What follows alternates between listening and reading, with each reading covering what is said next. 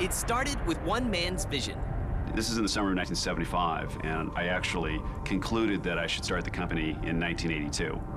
And sure enough, that's exactly what I did. EA laid the kind of DNA foundation pretty different than the other companies. Trip was and is a visionary. They played by their own rules. Where we're going to answer the question that we asked in our original recruiting ad, which is, can a computer make you cry? And reinvented the entire game industry.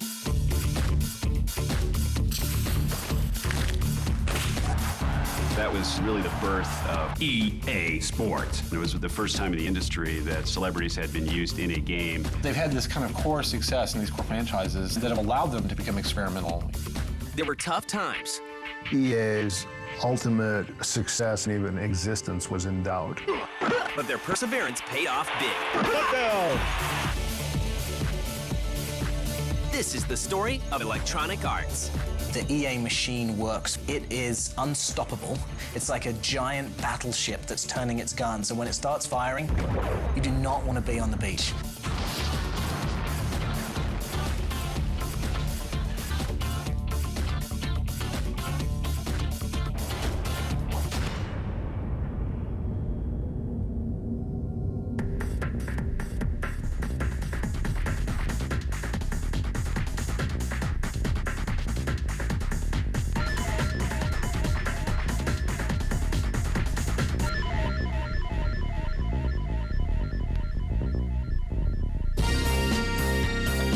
In the late 1970s, two students have a chance meeting. I was at Stanford Business School. We had a professor, a decision analysis guy, brilliant guy. And in class one time he looked around and said, "You Stanford kids, you all worry about money. So I'm gonna ask you a different question. If it weren't for money, what would you like to do?" And he came to me and I said, "I'd like to help create this kind of adult Disneyland where you're in a story, kind of an athletic participant in a story, but the computer creates the environment, the people around you."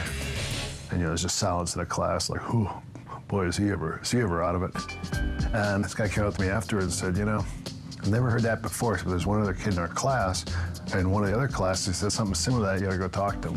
And that was Trip Hawkins. While Trip was at Stanford, he had dreams of starting his own software company. And I started thinking, wow, if you can actually go to a store and get a terminal and take it home, then that's exactly what I've been waiting for. I want to be able to make games for home computers. I went back to my desk and I spent the afternoon figuring out how long it would take for there to be enough of these computers in homes that I could start my game company. And this is in the summer of 1975, and I actually concluded that I should start the company in 1982. And sure enough, that's exactly what I did. When we got out of Stanford, he said, 5 years, I'm going to start a software company. Get ready. So I did various this and that. 5 years later, he called up and said, "Okay, I'm getting 6 other people together. They want to talk about starting a company. Do you want to come?" I said yes. 3 months later, he started the company, and I came in. After working at Apple Computer, Trip starts Amazing Software in 1982, right on schedule. After I hired several employees and people had to answer the phone and say, "Amazing Software," people were thinking, I think this name's kind of silly and we should have a different name. And the way they go about changing their name is a bit unusual. There were about a dozen employees, and we had a rule, which was that we were going to stay up all night if necessary until we all agreed on a new name. And that you could go to bed if you wanted, but if you went to bed, you would lose your vote. So it was actually not until about 2 o'clock in the morning that everybody that was still awake agreed that the name should be Electronic Arts. Electronic Arts is poised to turn the video game world upside down, playing by their own rules. Probably the riskiest decision that I made in starting EA was the decision to sell directly to retailers. And at that point in time, nobody was doing that. Everybody sold to distributors who then sold to the retailers. I had studied these other media industries like records and books and noticed that the leaders all had control of their distribution. EA laid the kind of DNA foundation pretty different than the other companies. So at EA, Trip started out keeping, I think it was 15% of the company. Trip took about 1/3 of what other founders did and basically laid the financial DNA for a big organization. Electronic Arts also quickly realizes the importance of presentation and packaging for video games. My thought there was that here we have packaging that's very unsophisticated for games at that time. A lot of it was just in Ziploc bags. I thought, well, number one, I don't want to spend a lot of money on the packaging, and number two, I want to have something that has more impact, that makes people think that it's a creative product. Well, hey, records sell for less than $10, so why can't we just use record packaging? First time I heard about EA was when their first batch of games came out. They had this big press campaign about digital artists that can computer make you cry, and they had the record album looking packages. When EA started, there was a whole different philosophy of actually having a professional organization that started out thinking about the complete process of publishing. Part of that was that attitude of how you promote the artists. The upstart game company also makes it a point to treat developers as artists and promote them accordingly. I was applying a lot of thinking just from looking at the music business and the book business and trying to figure out, well, what are they doing and why does it work for them and how can we apply that to what we're doing? He brought in producers from A&M Records to teach the producers at EA how to develop artist and repertoire, because no one had ever used the title producer before. So the handful of us who were fortunate enough to be the early producers at EA were the first people ever to have that job in the industry, because Trip Hawkins was the first one to see that that was what was needed to guide products through, the same way that was in film and the way it was in music. Terms like affiliate label, producer, director, those are terms that are still used today in the game industry. By 1983, EA is releasing games like Hard Hat Mac and the highly regarded strategy game Mule. Mule by Ozark Softscape and Dan Button, which got a complete aspect into players negotiating with each other through a very simple interface within the game. I talk to more game designers still today, 20 years later. If you ask them what was a game that they respect or that influenced them in their careers, a lot of people go back and talk about Mule. Everything is going well for the young company, but the roughest times are yet to come. It was the fall of 1983, and the video game business was crashing around our ears. Bad games were flooding the market, and sales were just dropping.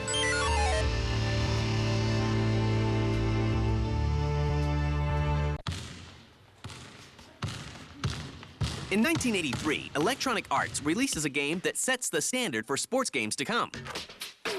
Dr. J and Larry Bird go one-on-one. That was really the birth of what became EA Sports.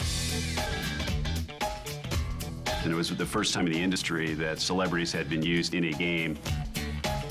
Graphically, it was very simplistic compared to what we were used to in the coin-op world. They were actually taking real stats and applying them to a game, trying to bring it to life, made it more real. It was really an interesting idea. That game ended up being a big success for us. It was really our first genuine hit product. Not long after the success of Dr. J and Larry Bird, the video game market takes a turn for the worse.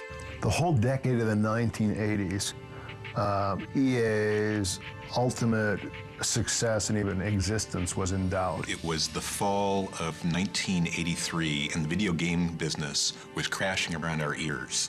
The cartridge business had been suffocated in a tremendous oversupply of product from new people. Bad games were flooding the market, and sales were just dropping. And PCs were just starting to catch fire in the homes and take off. EA survives by capitalizing on the rise of computers with popular PC titles like Archon in 1984 and The Bard's Tale in 1985. Building on the success of Dr. J and Larry Bird go one-on-one, Trip pursues another sports legend, John Madden. Being a serious football fan, I wanted to make a real football game, a much more sophisticated game. That's why I wanted to recruit a coach like John Madden to help make sure we got all of the details of authenticity right. So he got to Madden, and Madden, of course, thought he was a total dweeb. But Trip rode across country on the train with Madden, talking football all the time. So after, an hour on the train with Trip, he realized Trip was also a football fanatic. And Trip came back with, a 3-ring binder full of notes. So we decided to work with him. Then after the deal's done, Trip goes in and says, okay, coach, here's your game. Madden said, where's all the guys? It's 7-on-7. Trip goes, yeah, this is, on these computers, this is all we do now. And Madden said, no, you can't ship a game with my name on it, that's not real football. We had such an ambitious undertaking. It took 4 years to make the game. It was almost killed a number of times. And it became known in the company as Tripp's Folly. Everyone in the company thought we should just give up and forget the whole thing. And I was just very determined to make it work. But it was really his baby. When we go back to the original PC versions, the men's series was more of a novelty. When it first came out, it was not a huge success back then. Sports and video game players were not the same crowd. Although Electronic Arts survives the 80s by developing for the PC, the video game market is rapidly becoming more and more console-heavy. Up until that time, EA was strictly a computer company.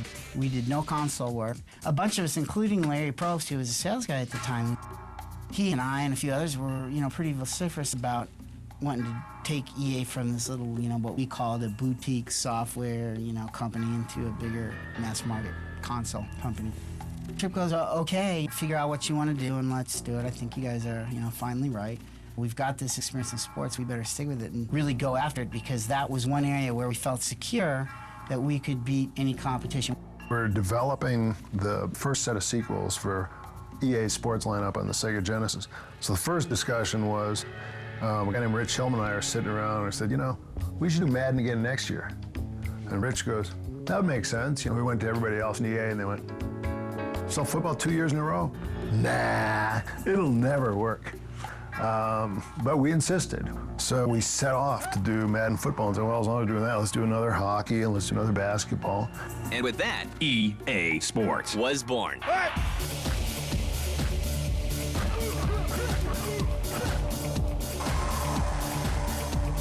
The culture at EA sort of really took off when EA Sports sort of found its center. After the successful launch of EA Sports, Tripp sets his sights on hardware. It was a play I viewed as a way of taking Electronic Arts to the next stage as a software company, because the most valuable software companies, Microsoft and Sony, are involved in the hardware business. They're involved in the platform business. They don't just make application software. I thought, hey, why shouldn't we bid for that? Development of the 3DO begins within EA and becomes Tripp's pet project. That's a very risky thing to do. So there was disagreement at the board level and within the management team about the risks associated with that. Two things happened at Tripp. I think the first thing is he got bored. It looked like we had 3 years of easy sailing on Genesis. There wasn't enough for him to do. He's a real creative and energetic guy. He was demotivated from being a CEO of a company that wanted to grow, and he had this vision about what became 3DO. And then as he got into 3DO, it just obviously became a conflict. Something had to be done with 3DO to turn it into a more viable company, and it was clear that that was going to take a lot of focus, and I just didn't feel comfortable that I could just abandon it. In the end, when given a choice, do you want to change the world again, this time with a hardware company, or, kind of do this cyclical growth thing with EA, he chose 3DO. That's really how I ended up separating from EA. I mean, it wasn't something that I planned in advance to work out that way. A lot of people use the word visionary very loosely, and the word is thrown out in a very casual way. Tripp was and is a visionary in that a lot of things that came to pass, Tripp did see them long before they came to pass. And his batting average for being able to view how events would unfold was so high, plus his ability to motivate people to go out and try and make that vision of the world happen. So that's the way I think of him, as somebody who actually truly deserves the word visionary. In 1991, Tripp Hawkins leaves the company he founded to embark on a new venture, placing Electronic Arts in uncertain hands. We did a really rocky transition in the early 90s from the founding CEO to a new CEO. Made for a really hard 3 years.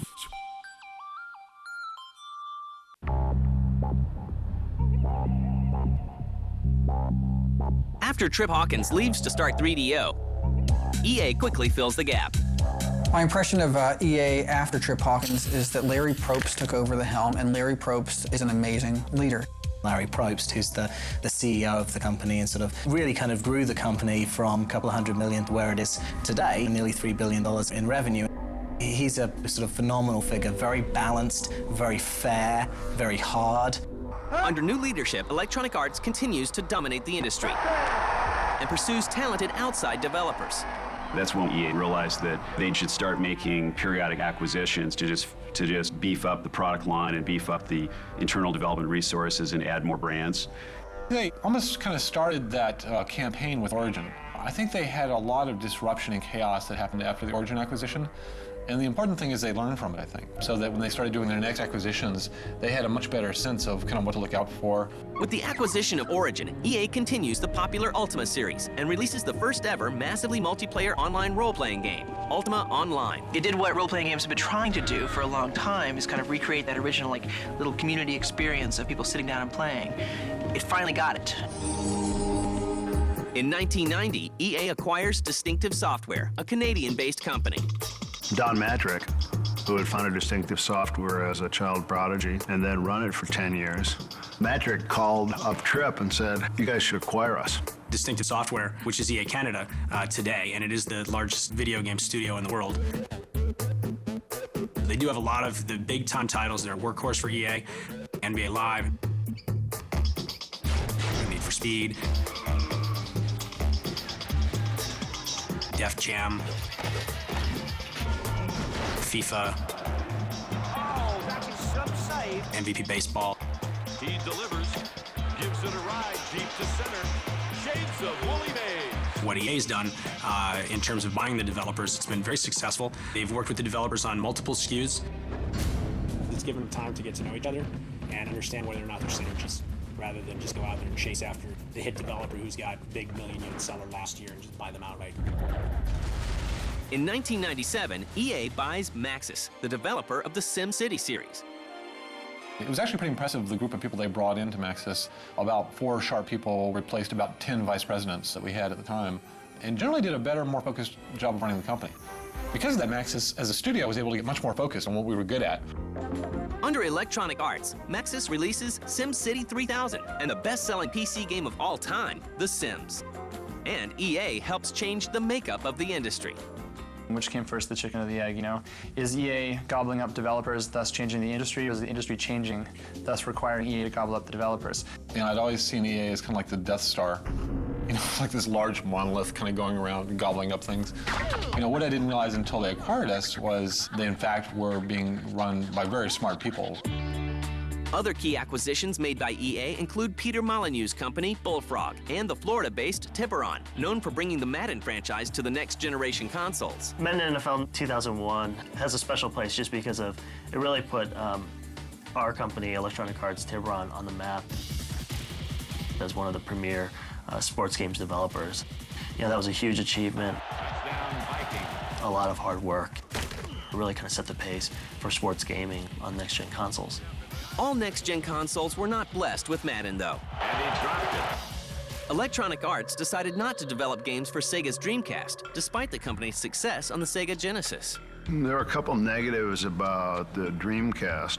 The first was we'd lost a little faith in Sega's management because they had done the 32 acts, they did the Sega CD, they kept kind of cycling this new stuff and kind of changing their story about where they were going to put their emphasis.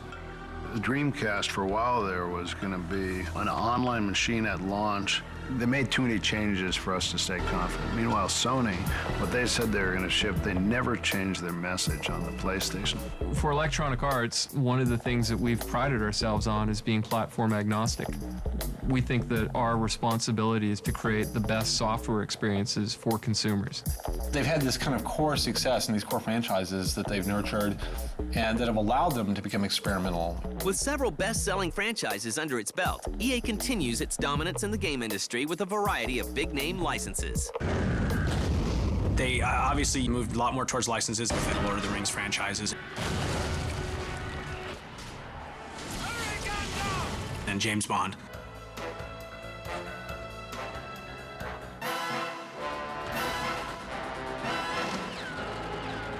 Harry Potter.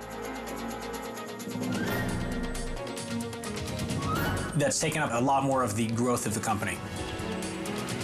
I think we've been the leader in innovation in the industry. We've kind of invented movie games. Before Harry Potter and Lord of the Rings, movie games all sucked. And they came out late. And we still see highly anticipated movie games that still suck. The appetite for innovation and risk-taking in EA in the last 5 years has changed pretty dramatically. Today, Electronic Arts continues to expand its reach into the video game community. This gaming giant now has over 4,400 employees worldwide, and it's showing no signs of slowing down. This company has a future. Electronic Arts, I think, is now institutionalized learning habits, marketing habits that can withstand kind of the transition between generations. At EA in the next 5 years, we're going to get to the place where we're going to answer the question that we asked in our original recruiting ad, which is, can a computer make you cry? What makes EA successful is that they have a good mix of the right people and a good mix of the right personalities. EA's success is a gestalt of those people.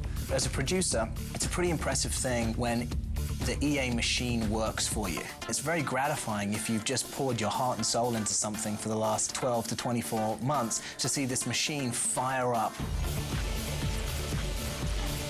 It's like a giant battleship that's turning its guns, and when it starts firing, you do not want to be on the beach.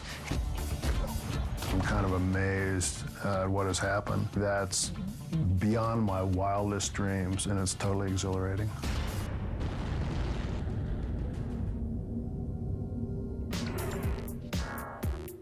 Phone, 1.2 megapixel camera, and holds 5,000 MP3s. Wow, that's really impressive. Hold on a second, sorry. Hello? Yeah, hey, I'm in the middle of lunch. Can I call you back? All right, cool, thanks. So that's a lot of MP3s. Yeah. See the best, greatest, biggest, shiniest, coolest, and blinkiest new stuff coming next year when the Screensavers goes live at the Consumer Electronics Show. Coming up next. Hold on, let me put you on speakerphone.